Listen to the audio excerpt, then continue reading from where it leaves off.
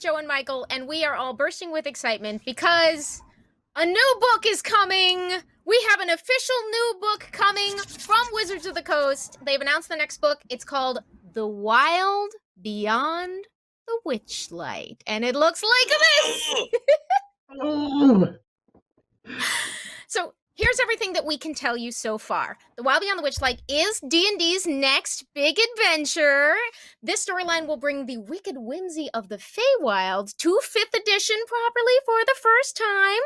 Fully, anyway. More details are coming at D&D Live 2021, presented by G4 on July 16th and 17th, including new characters, monsters, mechanics, and story hooks suitable for players of all ages and experience levels. And it is available for pre-order right now on D&D Beyond's marketplace. This will be the first adventure into the Feywild. We're going to get a better look at this incredible area of D&D in 5th edition for the first time. First reactions, what do you think, guys? I'm pretty stoked about this adventure. Yeah, no, this is gonna be good. I wish we could scream more about it. You guys should definitely tune into D&D Live. But man, yeah, it's gonna be cool. Yeah, get that pre-order because this book's gonna be pretty sweet. And I will say, I see an awful lot of things already that I am very excited to encounter when we get into this adventure. But if you don't know why that sounds exciting, let's talk a little bit about the Feywild. What is it? Why are we so excited to spend a bunch of time there? And what do we already know about it? So the Feywild is a plane that exists alongside the material plane in Dungeons & Dragons, but it was not just invented for the game that we love. There's a long history behind the idea of a Feywild, aka the plane of fairy, going back to folklore, literature, the Fairy Queen, Shakespeare's Midsummer Night's Dream, many, many versions, Terry Pratchett's Lords and Ladies. There have been a lot of wonderful previous ideas of what this area of folklore can be like, and it has been incorporated into previous versions of D&D. And if you want to know more about that, we are going to be running an Introduction to the Feywild series this week on dndbeyond.com, so please make sure to check that out. But while this is the first time the Feywild is taking center stage in 5th edition, there are a lot of cool Fey breadcrumbs for you to check out while you wait for D&D Live and more info. And Michael, can you tell us a little bit about what we already know about the Feywild, which of course has been part of 5th edition since the Dungeon Master's Guide?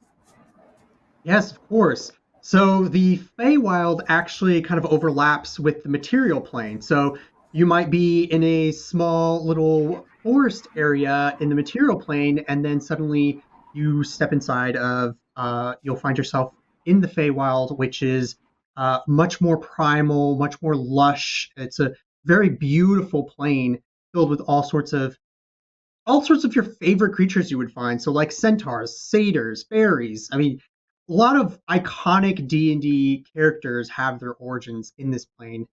There's, oh my gosh, I could go on for it. Like, what do you want to know? What should I say? Well, tell us a little bit. What's a Seelie? What's an Unseelie? Do they get along? Sure. So the Seelie and Unseelie are essentially two groups of Fae. The Seelie are kind of presided over by the Summer Court, and the Unseelie are presided over by the Gloaming Court.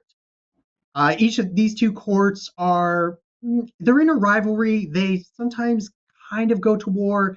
It's not really a battle of good versus evil when it comes to these two courts, but they do have this sort of rivalry that will kind of play out in games and debates. So, if you're like going into the Feywild, you can kind of expect a lot of politics, a lot of subtly worded contracts, uh, sort of a lot of tricks being played on one another.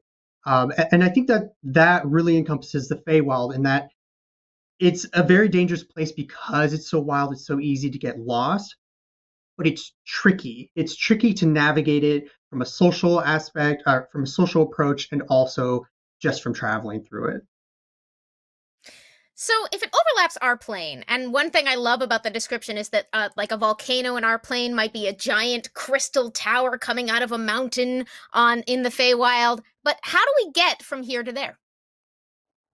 Yeah, so I kind of touched on it a little bit. So we have what's called Fey crossings, and that's essentially where the two planes are so closely aligned in how they appear between the two that the planes actually touch and, well, they cross each other. So this could be a very innocuous looking location, such as you might be traveling through a forest and find a circle of mushrooms, and stepping into the circle of mushrooms, you would suddenly be pulled into the Feywild. Uh, and then once you're there, the Fey crossing could close, it could remain open, and if it closes, oh boy, you are going to have quite an adventure, because time in the Feywild is really different from the way it works in the material plane. That I would love to hear a little bit more about. There are some optional rules you can use for magic in the Feywild, right? And how it affects you. Yes, and this is actually what makes the Feywild. This is part of what makes the Feywild so dangerous.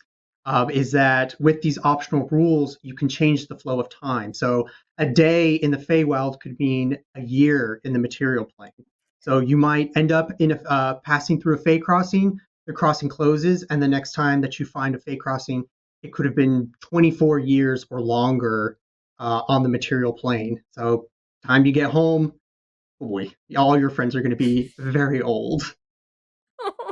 But you're still going to look so good. Oh, yes. Or possibly better because you've been hanging out in the Feywild and you've picked up some glamour. Lots of things can happen. Skin. Mm-hmm. So that's not all we know about the Feywild. That was established in the Dungeon Master's Guide, but it has been expanded on in little hints here and there. Of course, as early as the Player's Handbook, one of the options that you can choose for your patron as a warlock is an archfey. They could, good, bad, dangerous. They could be a lot of things. And of course, in Mordenkainen's Tome of Foes, they introduced the subclass of the Eladrin. Did I say subclass? I meant subrace. I'm so sorry, y'all. I'm so excited about the Feywild that my own words are coming out in a time-jumbled fashion. The Eladrin, the subrace of elves who are native to the Feywild, were expanded on in that, and we know a little bit more about them in different sources. We got the Fey Wanderer as a ranger archetype in Tasha's Cauldron of Everything. And most recently, we met one particular Eladrin, Joe. Can you tell us a little bit about the Eladrin we most recently met? Yeah, so we just got a bunch of Unearthed Arcana pretty recently that was like, fairly Fey heavy. We got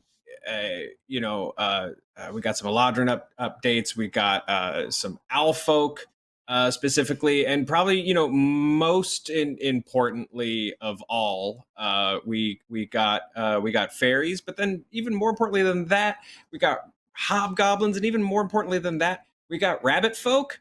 We have rabbit folk of the Feywild. So all of these like Fey themed UA have been released kind of recently. So yeah, now, there's been lots of little dips, and yes. These are Unearthed Arcana, so this was playtest material, and we don't know how it will play out. And also, once again, I have been popping back and forth to the Feywild, and I jumbled my own words. And when I said about that we just met an Eladrin, I was actually thinking of a different plane entirely, because I would love to hear about who we met in Ben Richton's Guide to Ravenloft. Yeah, so even as recently as Van Richten's Guide to Ravenloft, we got introduced to, sort of an interesting merge between a Domain of Dread and a sliver of the Feywild, with this traveling carnival that actually travels, that is Fey based but travels through the mist. So that's Isolde, who is an Eladrin, who has a very complicated history, again, like as you mentioned, with an archfey, who now runs this carnival in the domain which is itself a traveling domain of dread. So we've got all of these fun little like fey building blocks. And what I love from what the two of you have been saying is, the sort of like building off of, different kind of folklore, like you said, Amy and Michael, sort of what you're talking about, how it's unpredictable and it's dangerous. And I love the Feywild for those, for those reasons. The Darkest Rising sequence was my favorite books growing up, and there was good magic and bad magic, but then there was like the wild magic that was based on like the Green Witch and old British folklore. And so I'm super into this. I'm super excited to have a book that can kind of sort of enhance and help frame the Feywild a little more for me. So that's just a taste of the reasons that we are very excited to learn more and share more about the Wild Beyond the Witchlight, the adventure that will take us into the Feywild in 5th edition Dungeons & Dragons. You can pre-order that right now on D&D Beyond, and definitely stay tuned for D&D Live when we're going to learn so much more. It's D&D!